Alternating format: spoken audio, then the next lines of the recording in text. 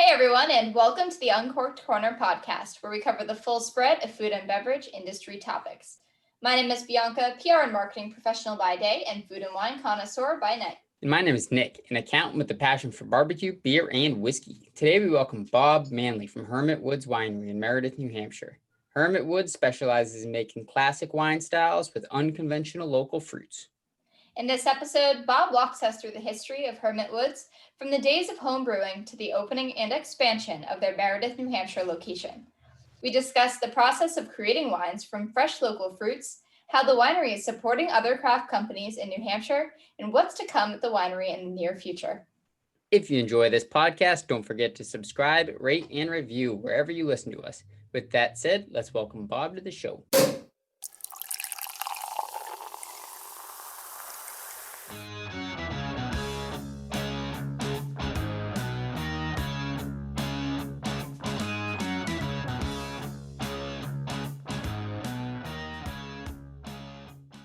Welcome, Bob, to the podcast. We're so excited to have you on after visiting recently, and we would love to get started.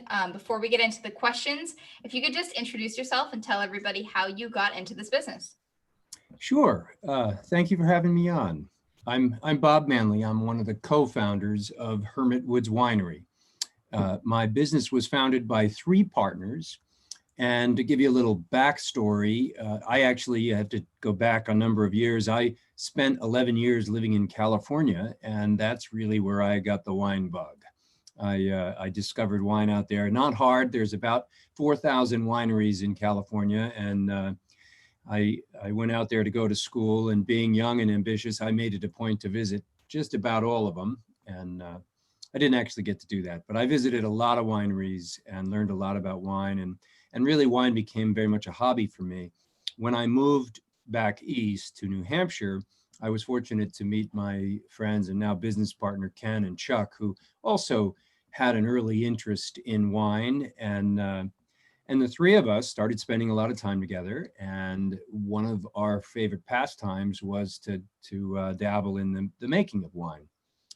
It really started with beer, actually. I started making beer and discovered that I really wasn't very good at it. And a friend of mine introduced me to Ken, who told me that Ken was a very good beer maker. And if I wanted to learn how to make beer, I should really get to know Ken. So I went and spent some time with Ken, and I figured out pretty early on that I either spent more time with Ken and learned how to make better beer, or just spend more time with Ken and drink his. And that's really how we became friends.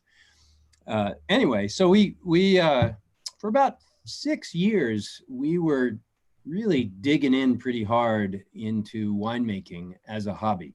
We started out working with wine kits, quickly transitioned to ordering grapes off of the docks in Boston, which was an interesting experience to say the least. And then we made connections with better grape dealers and started getting even better grapes from around the world and making small batches of a variety of vinifera type wines. We also started exploring with wines made from fruits that were growing in our own yards. And Ken kept beehives on his property, so he explored making meads. And this little hobby of ours, after about 6 years, started to get really out of hand. We were actually making more wine than I think we were really legally allowed to make. And so around 2010, the three of us decided to give a run at a commercial version of our hobby, and we decided to open a winery and convert my house into a winery. We actually converted my master bedroom into a wine tasting room. I had to get my wife on board, so I told her if she went along with this crazy idea of ours, I'd fill her whole basement up with wine, which we did do. And we turned the finished cellar into a winemaking area. And in June of 2011, we opened up to the public for the very first time and grew our business out of my house for about 3 years, sort of give us a proof of concept. And that gave us the sense that we really were onto something special here, and also the ability to consider buying a building in Meredith and grow our business together. And so we actually bought a building in downtown Meredith in 2013. and converted that building into what is now our present day winery, and now Hermit Woods Winery and Deli. So.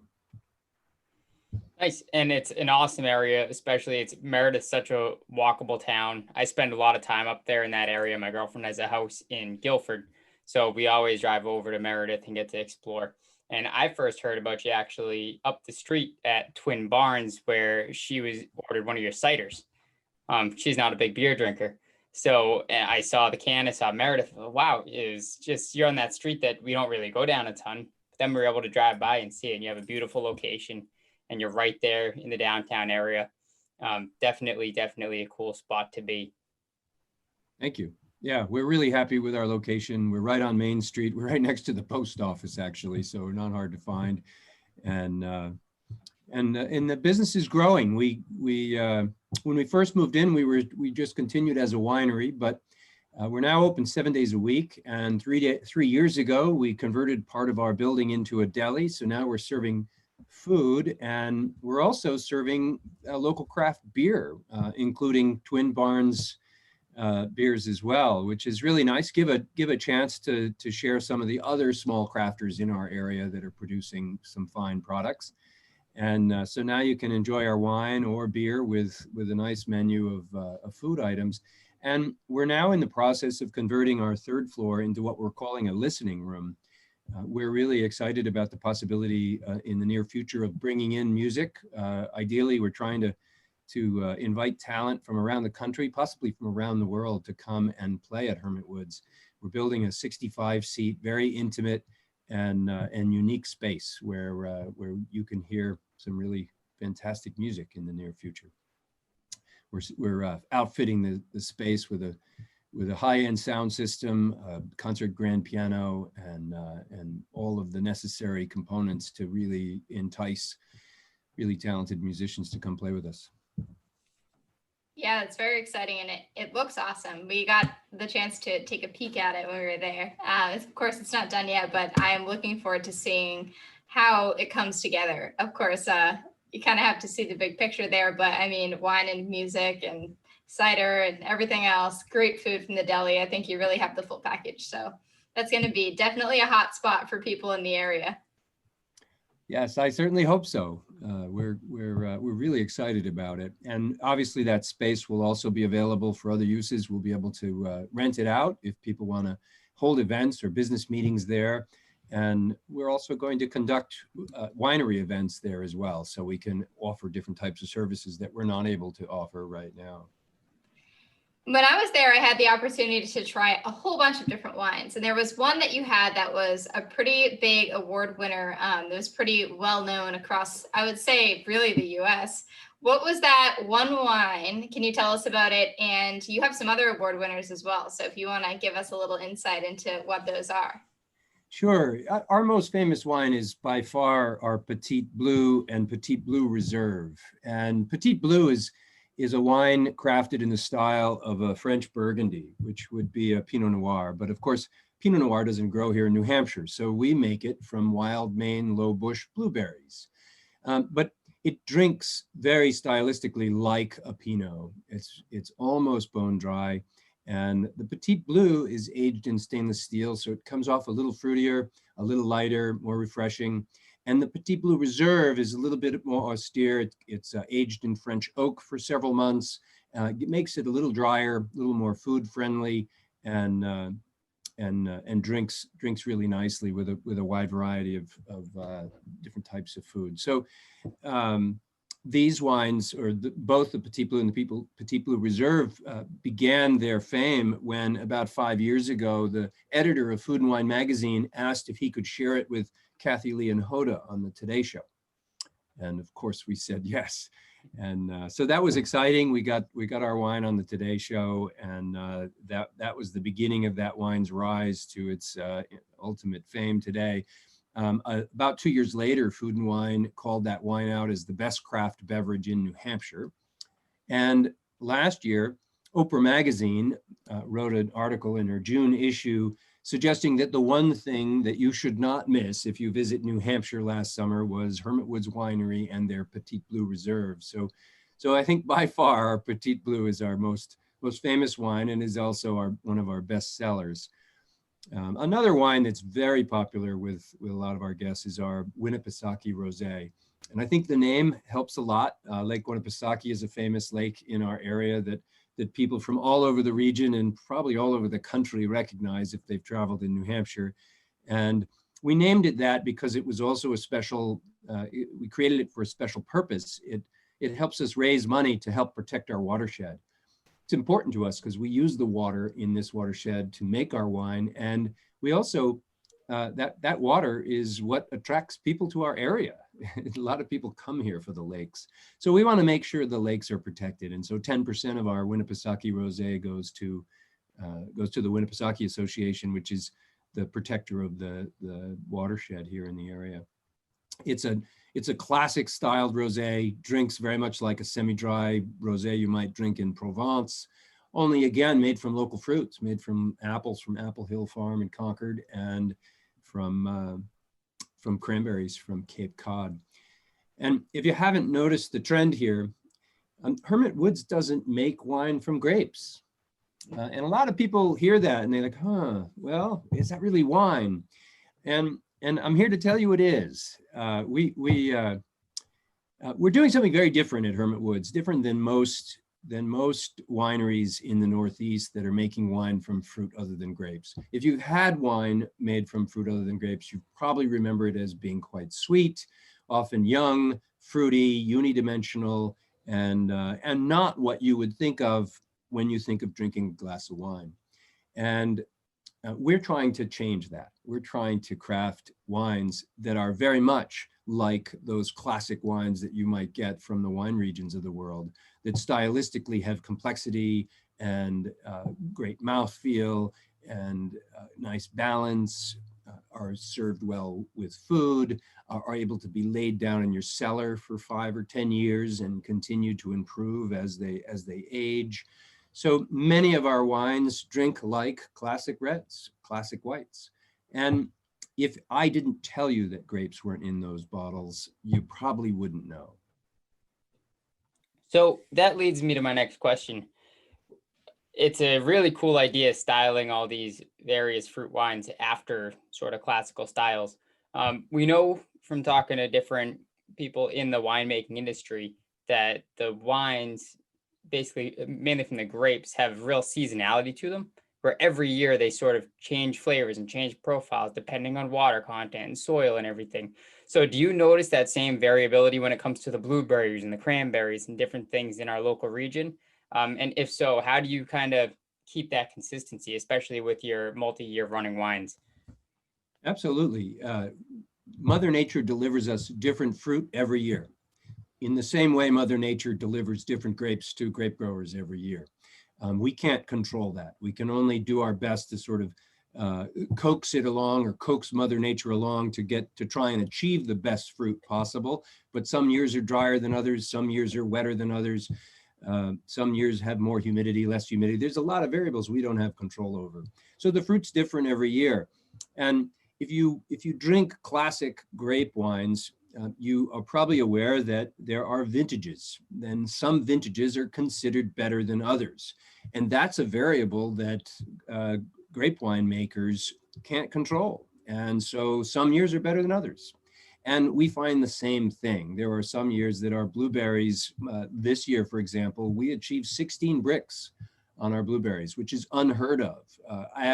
Blueberries average about 12 bricks, which is quite a bit less. So we're getting different fruit every year.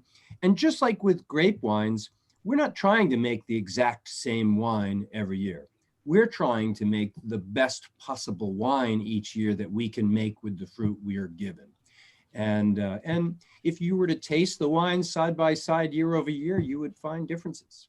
Stylistically, they're going to be the same. We're trying to craft them in the same style. So the level of sweetness, the level of dryness, the mouth feel, the complexity, we're going to get close on all of those variabilities. But the end flavor is going to vary from year to year. And we definitely have some years that are better than others, and just like in the grape world.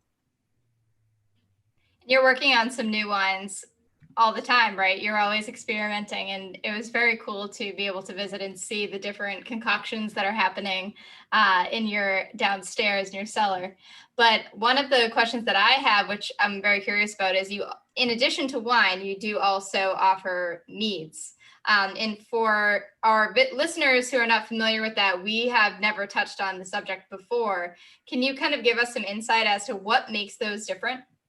Sure. A mead actually is a wine. Honey wine and mead is really interchangeable. You could use either term. Mead is a wine made from honey.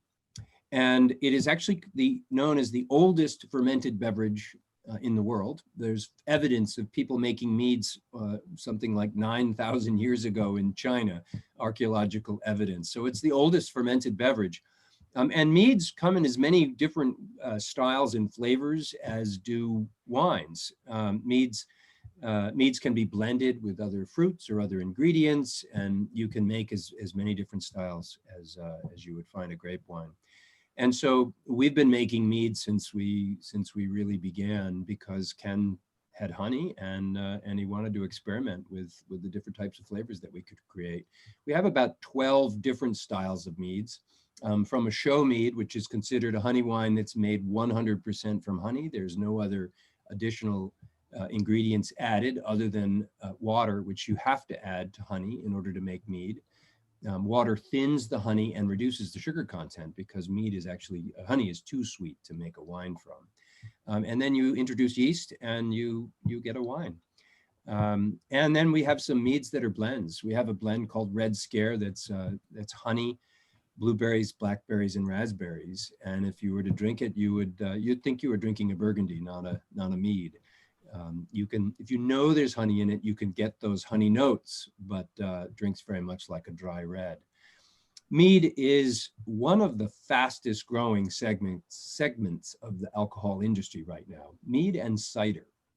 And of course, as you mentioned earlier, we also make cider. So it's really, really fun to have all that variety of products that we have to offer. Yeah, and I imagine it could also really allow you to adapt to whatever, like you were saying, whatever nature gives you. If you have particularly good apples and different fruits, you can mix them together and make some really cool new things. Like I said, one of the ciders that I had was a cranberry cider. Yes. So it was really cool, different type of cider outside of your normal apple that you don't normally find anywhere, but just as delicious. Yes, we actually have a luxury that a lot of grape farmers probably wish they had.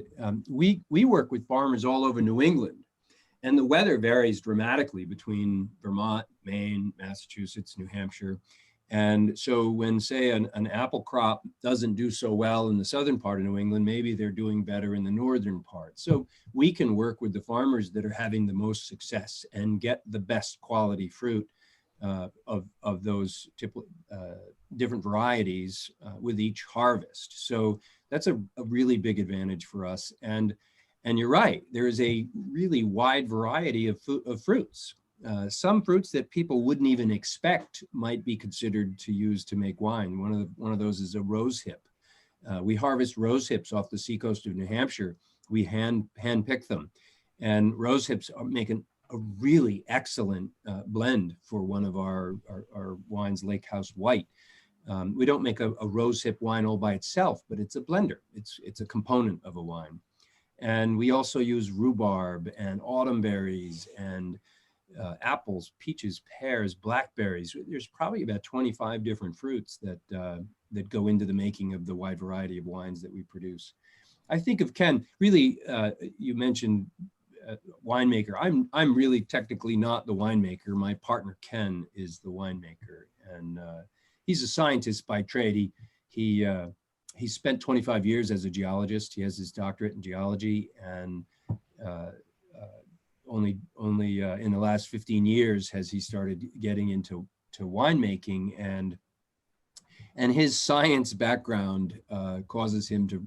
He just can't help himself. He just digs in every year trying to figure out the next great flavor, the next great blend, the next balance, the next new flower that he can put in a mead, or new ingredient that he can experiment with. So every year he's tweaking everything he's doing, trying to both improve the products we already have, as well as come up with new ideas for different products that we might offer in the future.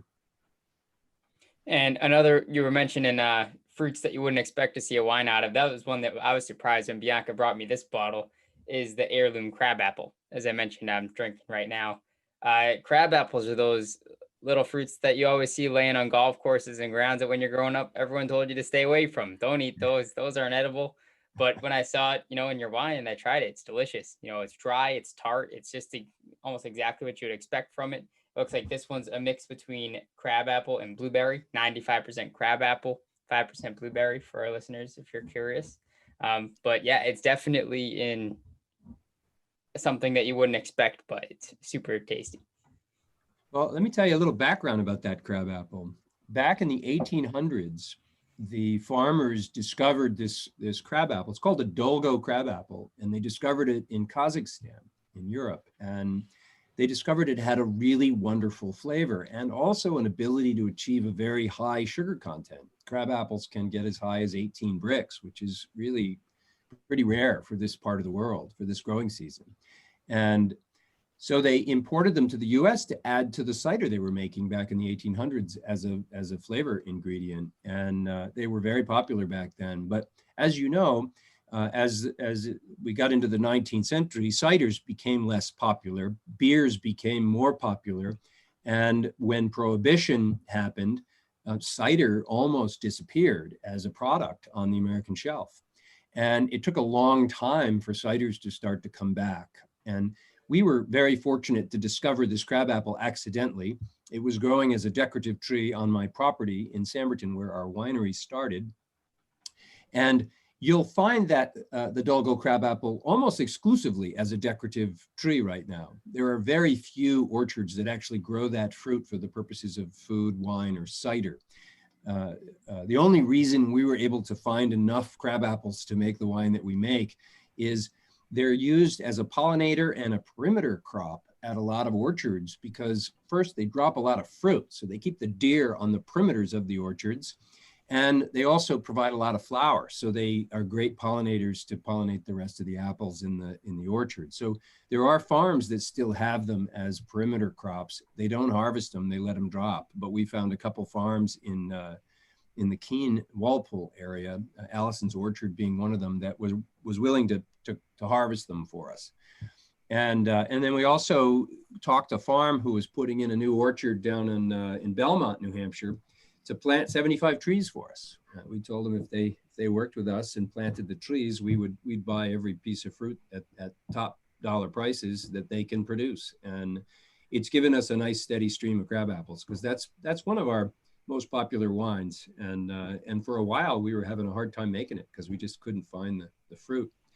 And the reason there's 5% blueberry in there is when we made the crabapple wine, we discovered when we filtered it before putting it in the bottle, the crabapple color, which is really a nice bright red coming off the skin of the apples, gets stripped out in the filters. It doesn't fix color very well.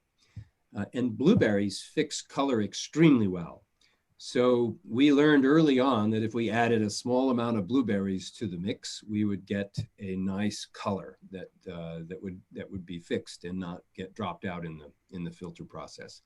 And it does offer some complexity to the flavor, not probably noticeable to most people who would try it, but it certainly does offer something. You beat me in my next question. I was going to ask you how much you think that blueberry really influences the flavor overall. You really think it's crabapple forward, and that's really what you're tasting out of the wine? Absolutely. And it's quite fascinating. If you were to drink the wine just like you are now with nothing else to compare it to, you wouldn't notice the blueberries. But if I shared with you a crabapple wine side by side with one that had 5% blueberries in it, you would notice, you would be able to tell the difference. And one of the things that's been most amazing to me working with Ken over the years and learning about the really fine tuning of the different wines that we're making is the slightest variation can create really dramatic results. The difference between 1/4% and 1/8% sugar can be dramatic when you taste it side by side. Out in the world, when you're not doing a side by side, you wouldn't necessarily know that there was that much of a difference in sugar. But when you taste the wine, dialing in the right ingredients, the right percentages of the right ingredients is a real challenge. And it takes time, because the slightest variation in the smallest fraction of a percent can really make the difference between a good wine and a great wine. And that's something that Ken is getting exceptionally good at, is really understanding how these different flavors of the fruits that we're working with come together, and in what amounts are required to really make something become special. And with the season, you have, the ciders are obviously very, very in, and people love them. But we did talk a bit about when we visited, the crab apples making a great wine for the holidays, and specific to Thanksgiving. So having it with your Thanksgiving meals, and having, it throughout the fall, really. And you have it in 3 different versions, right? You have the cider, you have the sparkling, and then you also have the traditional wine. Can you tell us what they do pair best with, and what is it that makes it such a great wine for the holidays?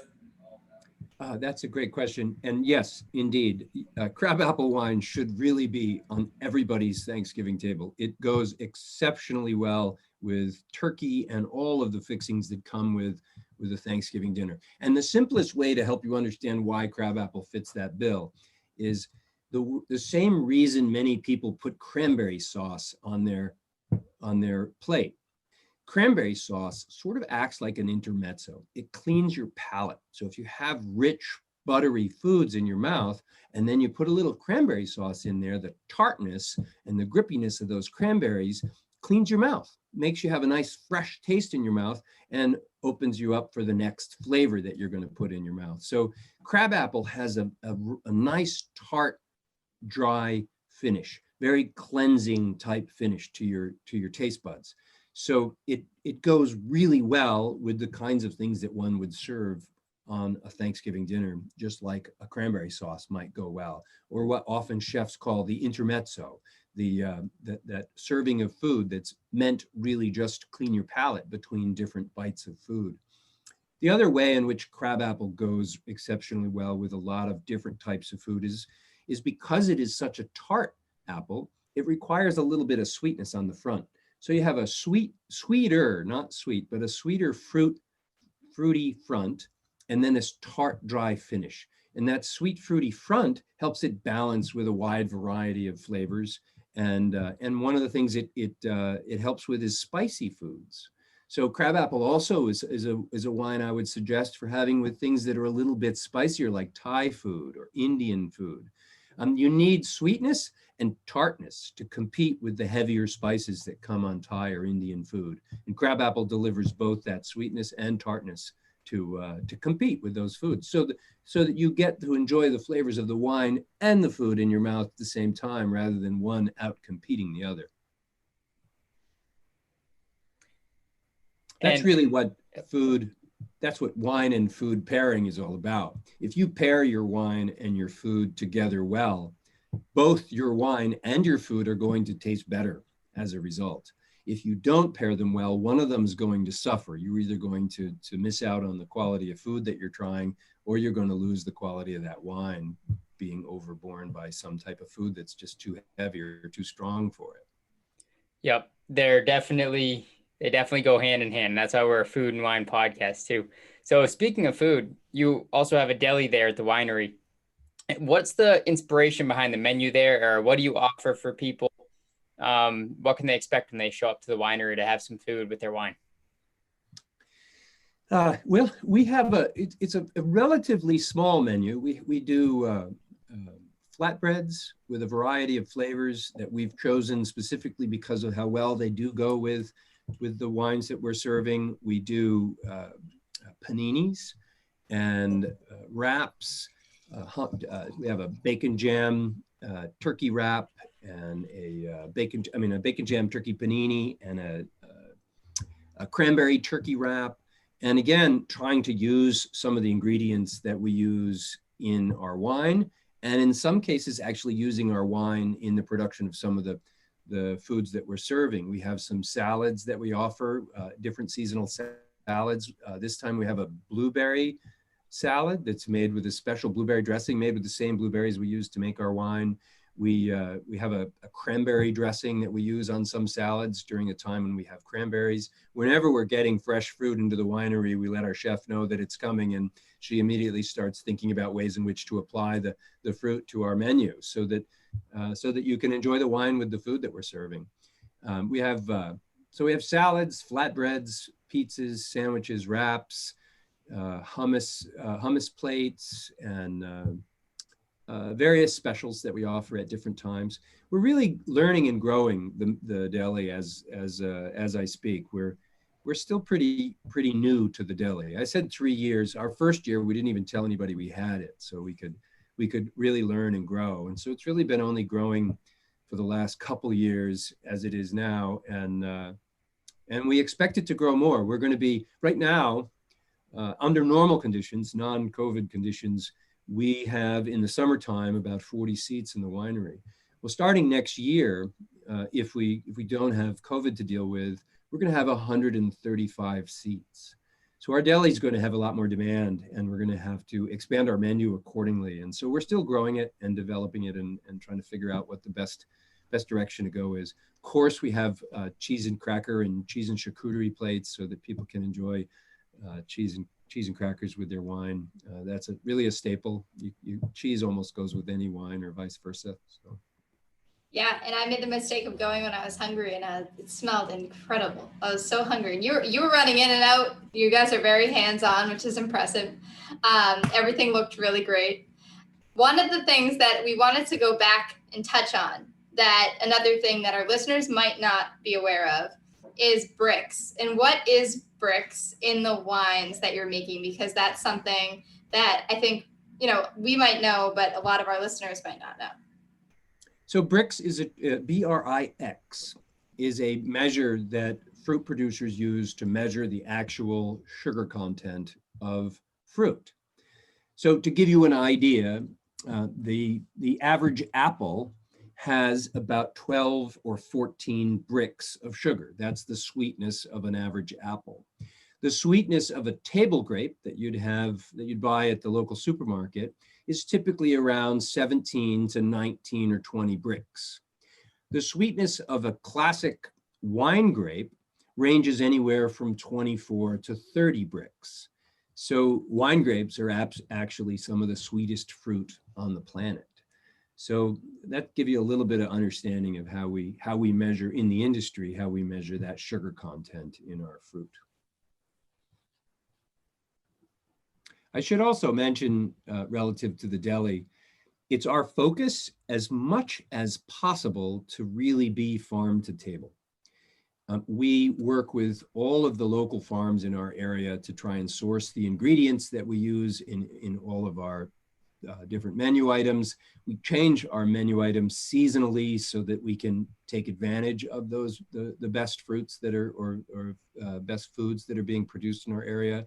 We get, for our sandwiches, we have a local bread producer who crafts the bread in the town of Samberton in a home kitchen, and it's some of the best bread I've ever had. We work with Picnic Rock Farm. They provide a lot of the vegetables, and they also have a bakery that they provide us with baked goods. We work with a number of Vermont cheese producers, Brookford Farm cheese in Canterbury. There's all these local farms producing really local and really great ingredients in a small craft way, just like we're crafting our wines. It's just as important to us to include those in our deli menu for the same reason that we think it's important for you to drink local wine. Support your local farmers, support your local craft food producers, and you'll eat better, you'll eat healthier, you'll eat better quality food. And so that's been a mission of ours in everything we do, is to try and really keep it local. And same reason we only carry New Hampshire made small craft beer in our deli.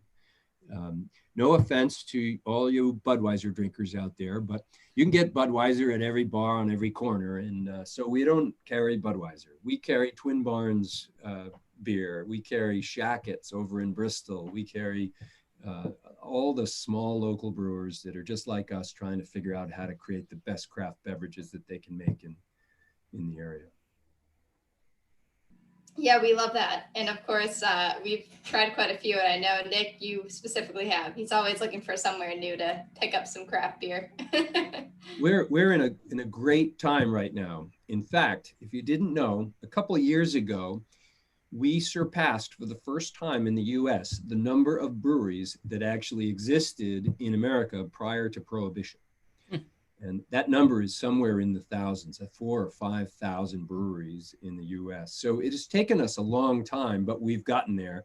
And in New Hampshire alone, 10 years ago, I think you could have probably counted on both hands how many breweries existed in New Hampshire. Well, there now are over 90 breweries, commercial breweries in the state of New Hampshire. So it's really exciting. We live in great times. You can get some really wonderful products and just drive down the street to get it, fresh right out of the brewer's hands. And I think there's Absolutely. something like a couple hundred here in Maine too. So Maine's We right have a with bunch you on in that Mass one. too. You live in beer Mecca. You're in Portland, right? I know. I think the main stat that I heard when I first moved here is like within like Portland area, there's something over 100 breweries in the area. It's crazy, but it's good. I've always been a craft beer drinker. So when we came up here for my girlfriend to go to school up here, I got a job. It felt like home right away. I'm a little bit jealous. We do make wine, but I don't discriminate against any alcohols, and very much enjoy a nice beer once in a while. So I always look forward to going to Portland and ticking off the number of breweries that I get to visit when I get there. Seems like I can't keep up though. Every time I get there, there's a few more that's been added since the last time I visited. Always popping up. So speaking of coming here to Portland, where can people outside of the winery find your wines? Are you guys distributed around to the neighboring states or just throughout New Hampshire, around the country? Where can we find your wine? It's a great question. You can find our wine pretty widely throughout New Hampshire. We're a relatively small winery. We produce less than 5,000 cases of wine a year. I want to point out, though, that 95% of the wineries in the world produce less than 5,000 cases of wine per year. So we're actually right there in the sweet spot of small craft wineries. But at that scale, there's really no need for us to sell outside the state on a wholesale basis. So we don't do any wholesale distribution to other surrounding states, at least not at the moment. That's a volume game because when you sell wholesale, you give up half the price of your product as soon as it crosses the border into the next state. So we don't have a need for that. But pleased to say that you can order our wine directly from us in 38 states around the country. You simply go to our website and go to the section where you can buy online. And I'm pleased to say Maine is one of those 38 states. So if you'd like to purchase any of our wine, you can purchase it in Maine. And the list of those states is all listed on our website. Sadly, Connecticut and Rhode Island are not on that list. Those two states are still making it fairly difficult for small craft producers to get into those states. Every single state has different sets of licensing rules, and some make it harder than others. And so we've gotten into 38. We hope someday to be in all the states, but right now we're at 38. So widely across New Hampshire and then direct to consumer in 38 states around the country. And where can all of our listeners find you online and on social media? We're pretty out there. You can visit us on our website at hermitwoods.com. We also have a very active Facebook page. You could just Google or type in Hermit Woods in Facebook, and or Hermit Woods Winery and Deli, and you will find us. And we also are active on Instagram. We do dabble a little in Twitter and in Pinterest. We have a YouTube channel, and we do our best to try and stay at least somewhat active in all of those channels. And we really encourage all of our visitors to come and like us, follow us, friend us. There isn't a comment or a review or a message that goes without answering at Hermit Woods. If you come in and you check in, you're going to hear from us. We're going to respond. We're going to say hello. We're going to try and reach out because it's a community, and we really want to build that community. It's a small, the craft industry is a small part of the world. We're still a niche thing, so we got to stick together. So. Absolutely. And I will say before we close out that I recently indulged in the strawberry rhubarb wine that we brought home, and it was incredible. So for anybody who has a little bit of a sweet tooth, that was one of my favorites that we tried there. Excellent. Yeah, that is that's a big favorite for a lot of our customers. Actually, we sell out of it every year as a result. So we can't make enough of it because again, our priority is also on making sure we use as much as possible organic ingredients, and we only will make wine from organic strawberries. So it's hard to get enough of them to make the amount we want to make. But. Great. And we're all about supporting local and supporting craft. That's why we started this podcast. We just love enjoying the products ourselves, first of all, and we love sharing it with other people. So we're glad you're here doing this. I'm glad I have such a great winery so close to Meredith, in Meredith where we're always at.